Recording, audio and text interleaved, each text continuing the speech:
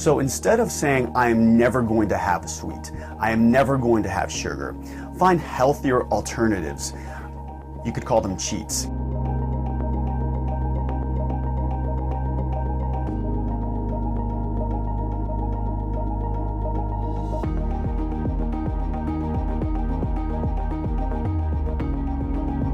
Trying to resist something entirely can actually psychologically make you want it more. We see this in binge eaters. So when they say, I'm never going to have this food, I'm never going to have ice cream, I'm never going to have sweets ever again, that actually increases the likelihood that you will binge on that food. So instead of saying, I am never going to have a sweet, I am never going to have sugar, find healthier alternatives.